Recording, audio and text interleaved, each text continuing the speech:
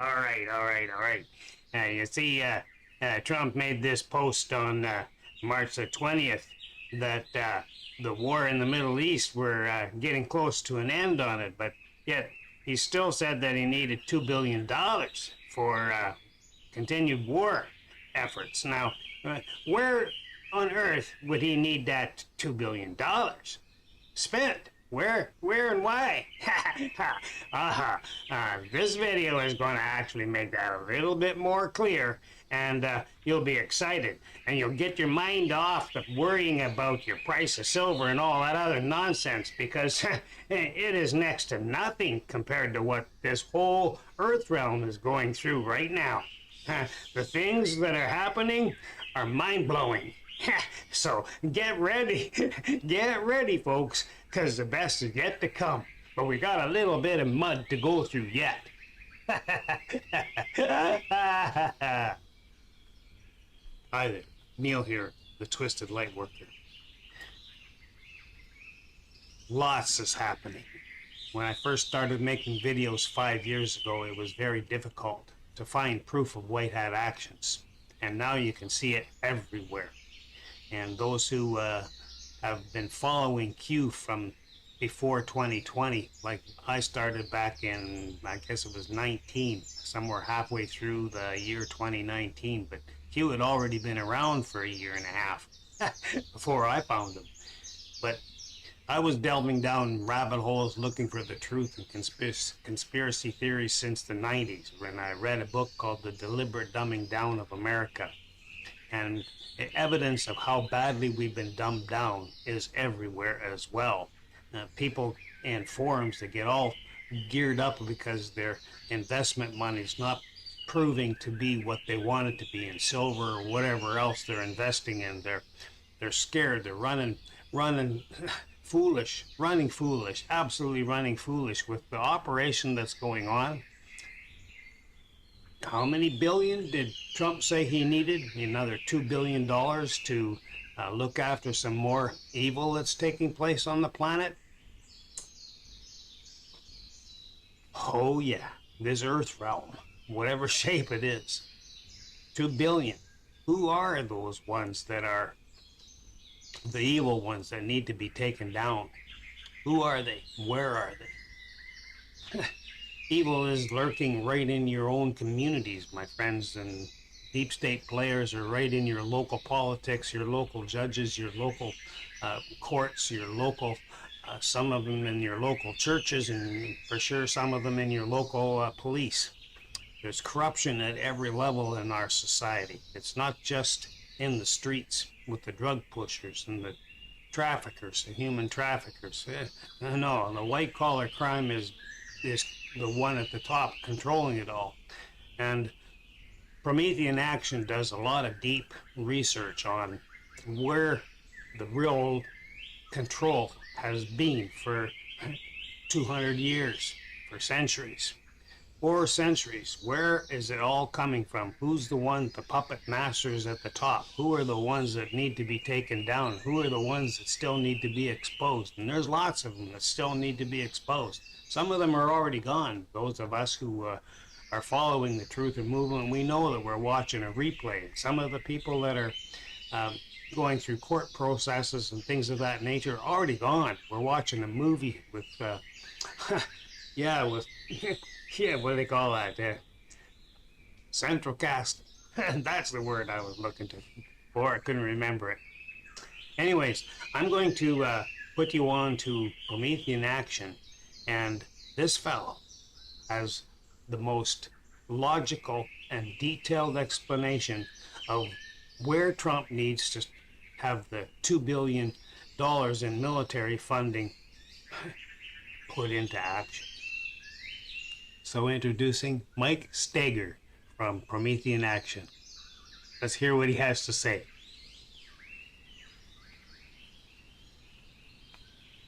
Picture this. A precursor is processed in a lab in Guangdong, China, by a triad chemist who is working off his gambling debts.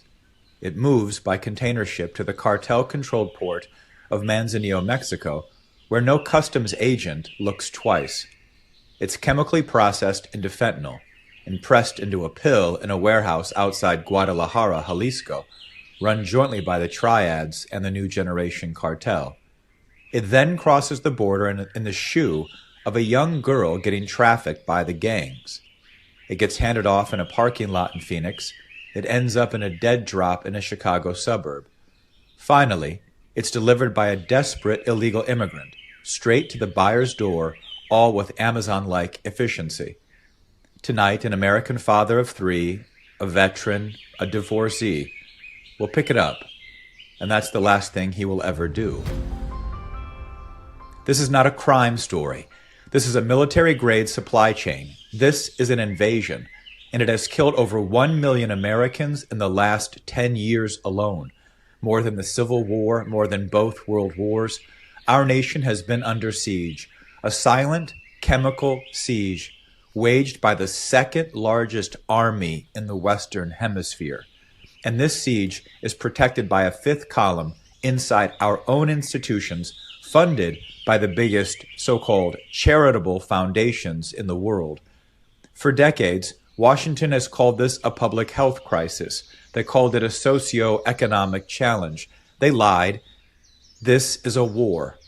And for the first time in 50 years, we have a president who is fighting like it's one.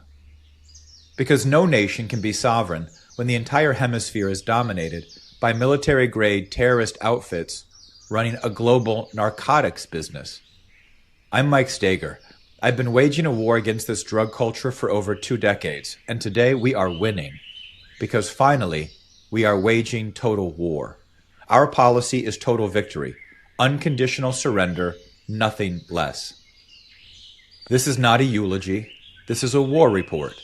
President Trump and his team have not just changed policy, they have changed the entire strategic posture of the United States. We are now on offense. The strategy isn't just to stop the bleeding, it's to make the Americas the most thriving economic civilization on earth. Safety first, then we build. But before we can build, we have to be honest about what has been destroyed. During the last 25 years, we have watched a silent chemical massacre unfold across every zip code in America. The actual number of dead is larger than what gets reported because many die of drug-related causes that never make the official count. Let's put the last 10 years in perspective. The Civil War killed 620,000 Americans over 4 years. Both world wars combined killed 520,000 Americans. Vietnam killed 58,000 Americans over an entire decade. The drug war has killed over 1 million Americans in the last decade alone. Every single year, we are losing more Americans to drugs than we lost in the entire 10 years of Vietnam. Every single year. And nobody built a wall with their names on it. The average American who dies from drugs is 42 years old. A father, a mother, a son, a daughter, systematically erased from the American story at the height of their lives. For Americans between 18 and 44 years old, drug overdose is now the leading cause of death. Not cancer, not car accidents, not heart disease. Poison, delivered by a foreign military-grade supply chain. Today, right now, as you watch this, over 48 million Americans are fighting some form of addiction. That is 1 out of every 7 Americans in a fight for their lives right now. These are not statistics. These are your neighbors, your coworkers, your family members, the ones sitting across the table at Thanksgiving, hoping everything will be okay this year. This is what a slow genocide looks like. The cynics call this survival of the fittest. The libertarians call it personal freedom. Live and let die. The enablers want clean needles and safe injection sites, because apparently the compassionate thing to do is make it easier to destroy yourself slowly. And the so-called public health establishment and academic experts, the same people who told us to trust the science on COVID, told us for 30 years that the answer to addiction was more tolerance, more access, and more normalization. They were not wrong by accident. They were wrong by design. To win this war, We are going to eliminate the cartels, the gangs, and the illegal immigration pipelines that feed them. But we are also going to end the culture that made all of it possible, the culture of self-destruction, the culture of indulgence, the culture of fear dressed up as freedom. To be a patriot today, to be a hero, to be a true American, means ending this culture of death. Cartel membership across Mexico is estimated at between 160,000 and 185,000 armed personnel. That is before you count MS-13, Tren de Aragua, the Latin Kings, all the various gangs, before you count the cartels in Colombia, Venezuela, and Brazil. The number could be as high as 400,000 cartel soldiers throughout the hemisphere. For comparison, the Mexican military, the entire active duty armed forces of the sovereign nation of Mexico, numbers approximately 387,000 personnel. The cartels field roughly half that number just in Mexico. Let that sink in. The cartels are not a criminal organization that uses violence. They are a parallel state with their own courts, their own tax collection, their own social services, their own PR departments, and their own military capable of engaging the Mexican army in sustained combat. They have drones. They have armored vehicles, narco tanks, welded from steel capable of withstanding rifle fire. They have 50 caliber machine guns, rocket-propelled grenades, and anti-aircraft weapons. They have communications infrastructure that rivals national militaries. They have intelligence networks inside Mexican federal law enforcement, inside the judiciary, inside the legislature, and inside the United States, in every major city, in hundreds of mid-sized cities, in rural corridors from Appalachia to the Pacific Northwest. The cartel distribution network is already operating. The DEA estimates active cartel presence in over 2,000 American cities. This is not a border problem. This is an occupation. Washington created the vacuum and then looked away while the cartels moved in. But who built this? Who funded it? Who protected it? The answer does not start in Sinaloa or Guangdong. It starts in London 200 years ago. The year is 1841. The Pearl River Delta, Guangdong Province, China. A British war fleet attacks the Chinese city of Chuanpi. They capture the forts. They destroy the Chinese fleet. They bombard cities and kill tens of thousands.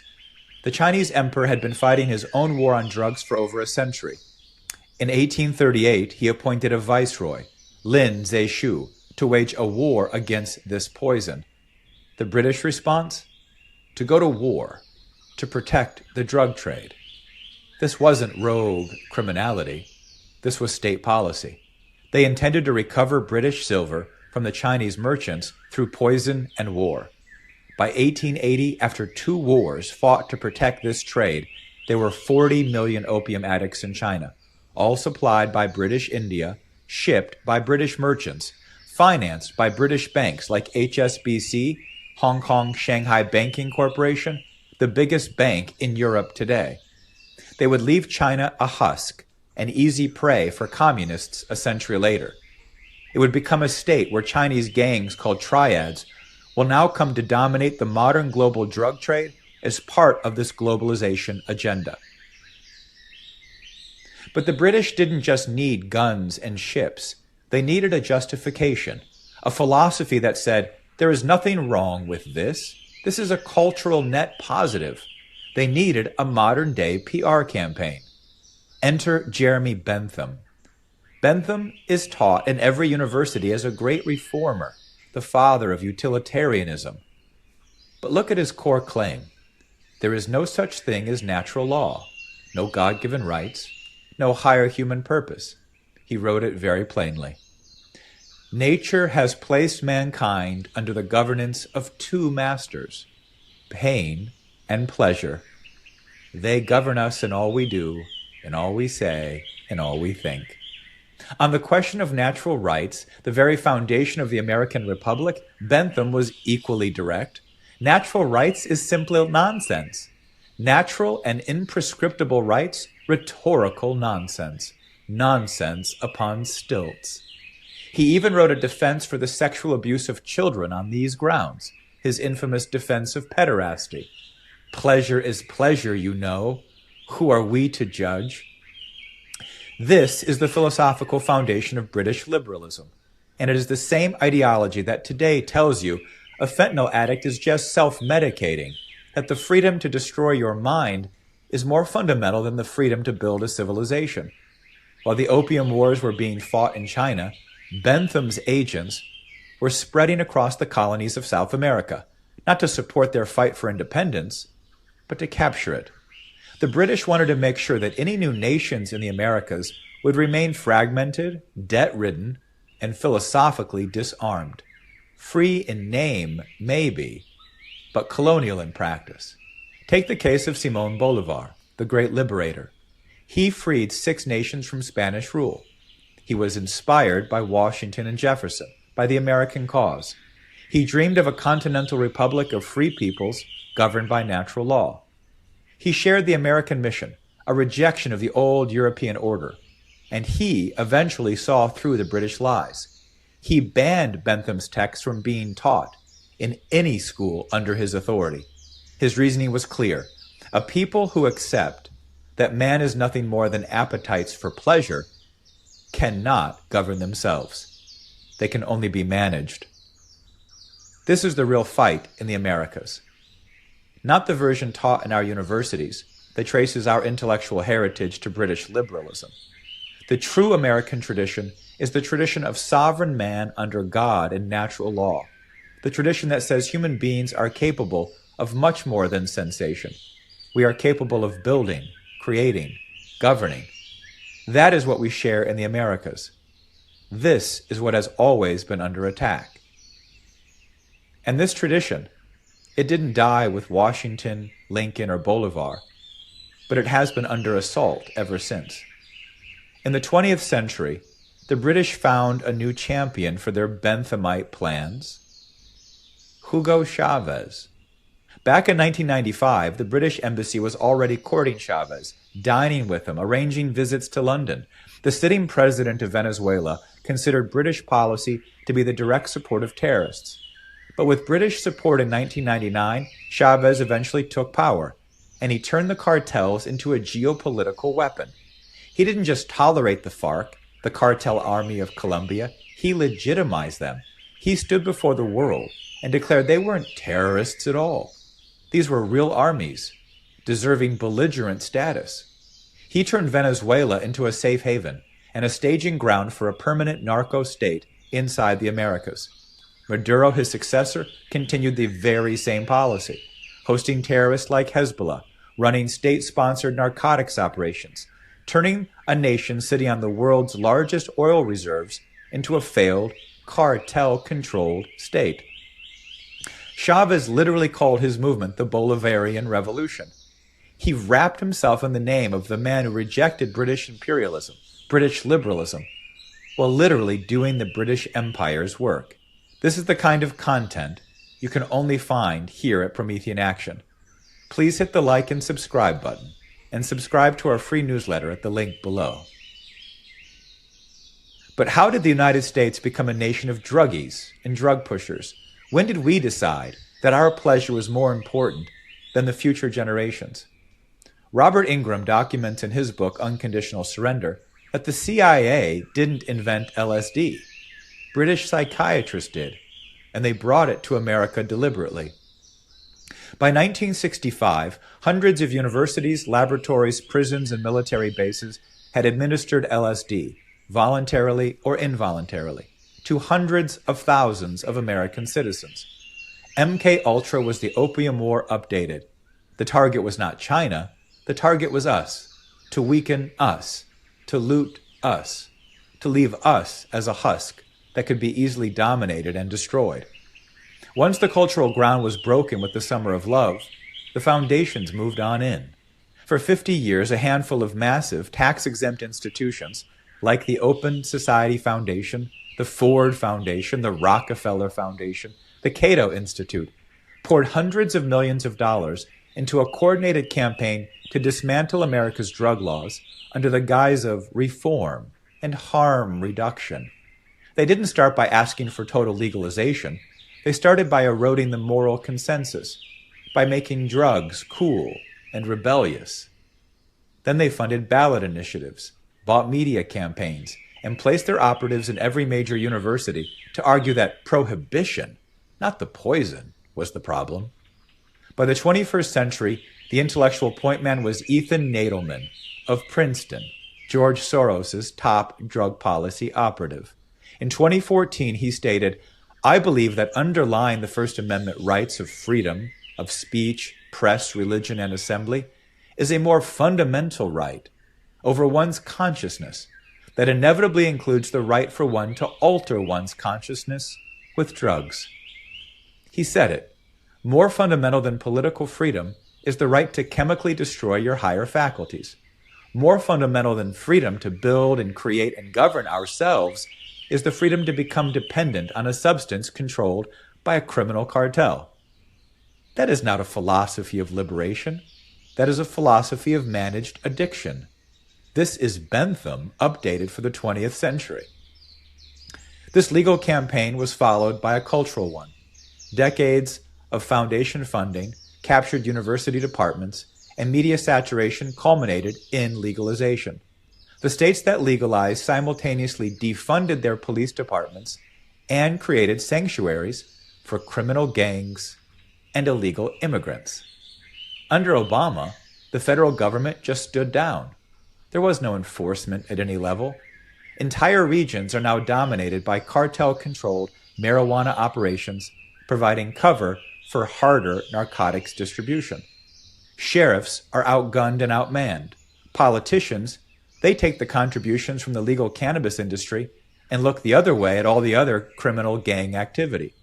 And the revenues, they just flow back into the same political apparatus that created the conditions in the first place. More money, more foot soldiers, more political cover, the operation compounds itself, it metastasizes. This is the Benthamite agenda made operational. Now meet the logistics arm. The Chinese triads, the 14K, the Sun Yian, the Sam Gore, are not street gangs. They are a transnational corporation. They have a supply chain, a logistics network, a shadow banking system, and an organizational structure that would be recognizable to any Fortune 500 executive. The difference is that their product is poison and their compliance department is just a murder squad. They are the financial and logistical spine of the entire Western Hemisphere drug trade. The supply chain, which begins in Guangdong Province, China, uses fentanyl. But fentanyl is not grown, it is synthesized. And the precursor chemicals required to manufacture it are produced legally in Chinese chemical facilities and shipped through legitimate export channels. This is not a black market operating in the shadows.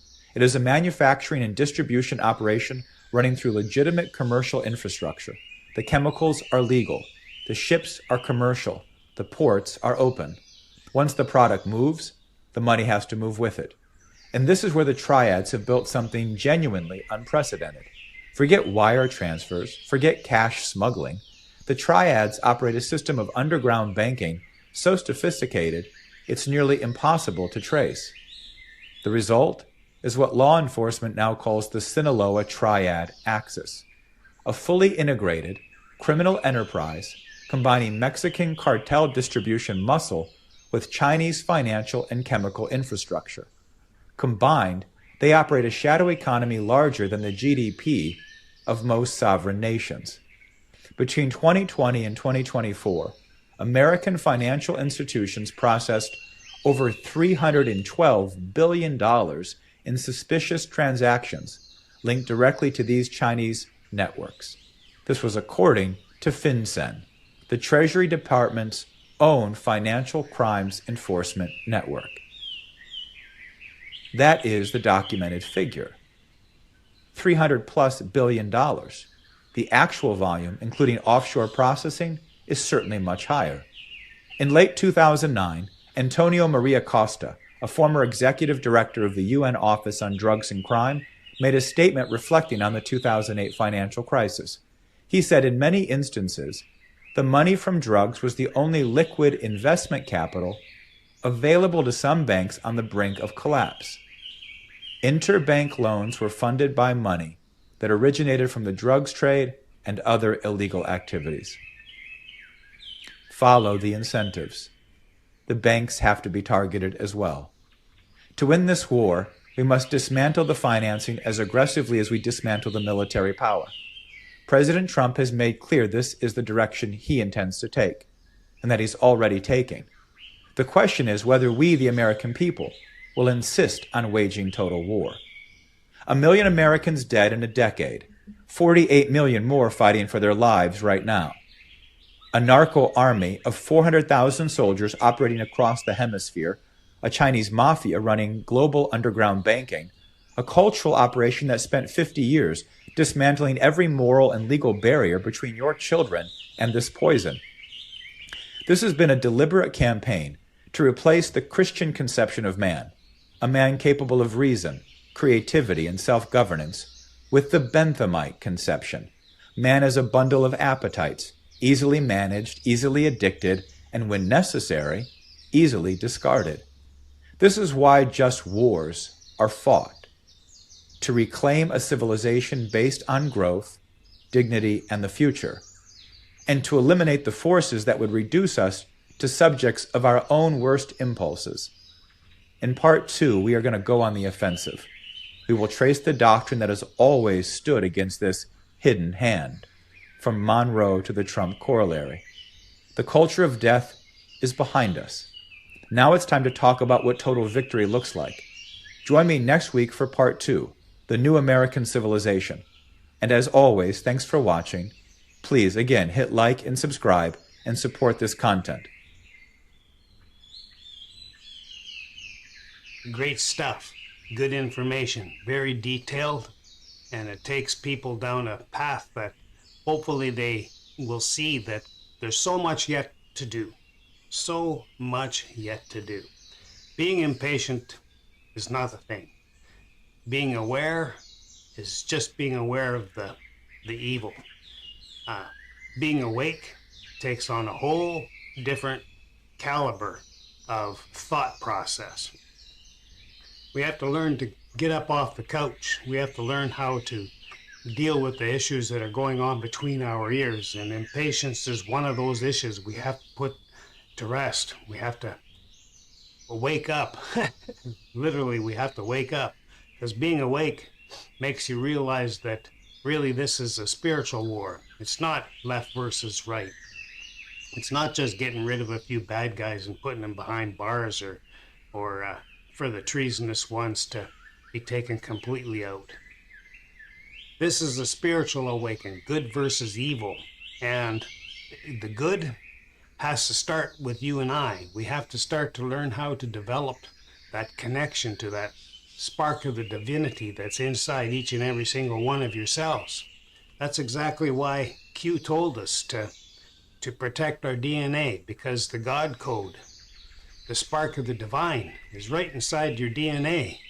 You have 70 to 100 trillion cells in your body, and every single one of those cells has a strand of DNA in it. And that God code is written in that DNA. And there's 2 telomeres at the end of the DNA. Those are the antennas that help us tap into that universal mind, that universal consciousness, that spirit of divine that's inside. That Christ consciousness is who we are on the inside. Who were you before you were born? Who are you going to be when you kick this bucket? Kick the bucket and leave this physical form that you're running around and think that's you. Now who were you? Really, who are you really? The spiritual awakening is a big part of this whole great awakening. And it's not just being aware of the corruption. And it's most certainly not hanging around in forums pretending that you're busy being productive when all you're doing is next to nothing, when you really look at the grand scheme of things. We can't point our fingers at Trump and the white hats to do everything, because when we point our finger, 3 fingers point back at us. Never have to forget that. We always have to remember that. We are the ones that we're waiting for. So what does that mean? It's deep.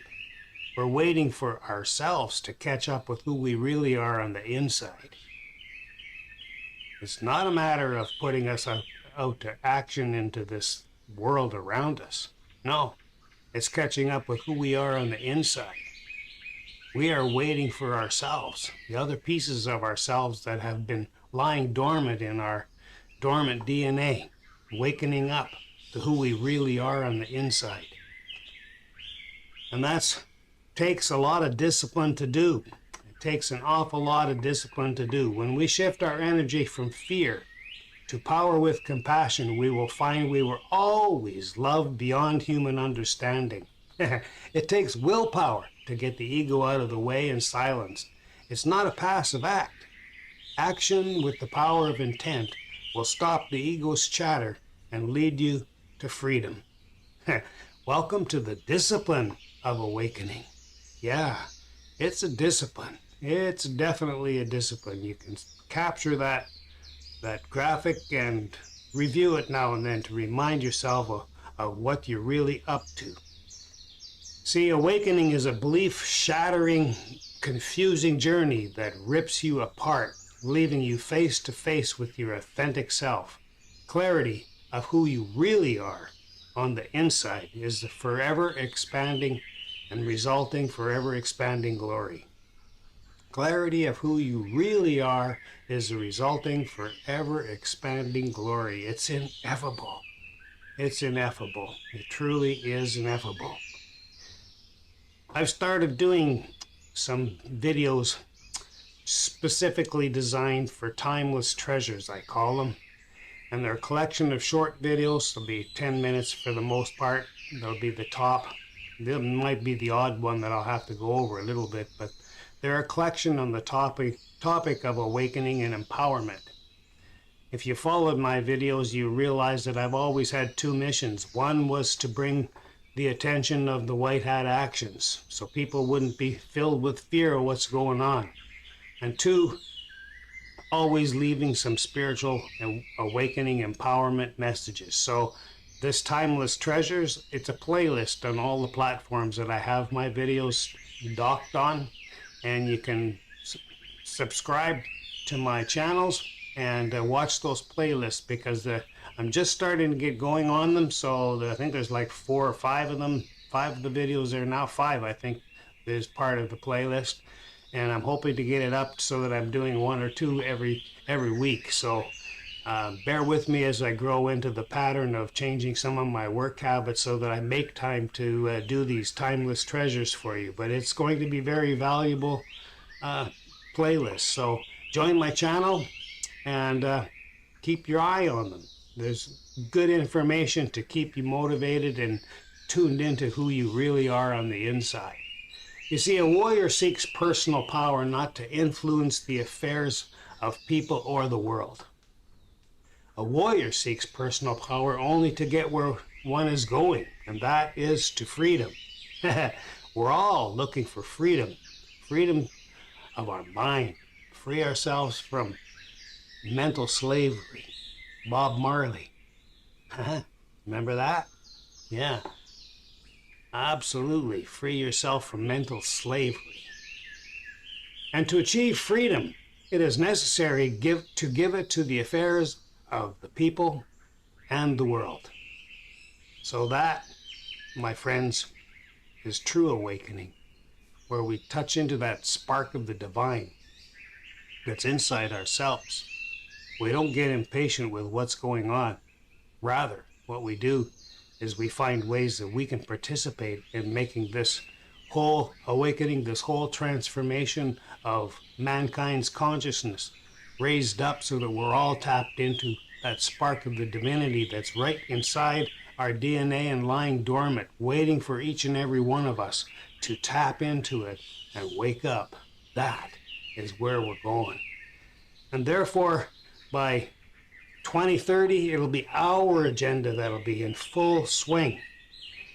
We've got a few more years of mudslinging to do. And at the end of 2030, we probably have a few decades of cleaning up more of the bad guys, but majority of them are going to be gone. And there'll be little pockets of the evil ones, probably for a few decades, that will be watching for them surface and gathering. What we don't want us to do is see them uniting and start this whole ball game all over again. So we're all going to have to learn how to be awake, aware, beware, and be aware. Beware of the evil. Beware of your own negative thinking.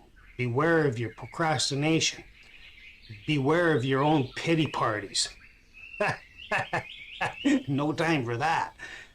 Yeah, and be aware. Be aware of what's going on around you. Beware of that spark of the divine that's inside. Beware, be aware, and be aware of that spark of the divinity of who you really are. Learn to tap into that spark of the divine, that soul personality, that warrior spirit that's right inside your own DNA. It's encoded right there. This has been an informative video, so I'm going to close it off now with a big thank you for all of those who have bought me a coffee. The Buy Me a Coffee link. Actually, the Buy Me a Coffee link is in the description below. As with all content producers, look in the description of everybody's videos. Don't just watch a video and move on. And don't be afraid to go back and watch some of their previous videos. There's a lot of good content that people omit. Lazy. Not willing to do their own homework. Not willing to do their own research. It takes time. It takes effort. And that is the Great Awakening. Because it takes time and effort. Discipline of awakening. The discipline of awakening. Welcome to it. Welcome to it. So thank all those people who have appreciated my work enough to buy me a coffee. You can buy me a coffee. Link is in the description below, and you can actually become a monthly subscriber and help me keep the content coming. And with that, I'm going to reach into that spark of the divine that's inside me, and I'm going to hopefully touch that spark of the divine inside you so that you hear it and feel it as I wish for you. Peace profound.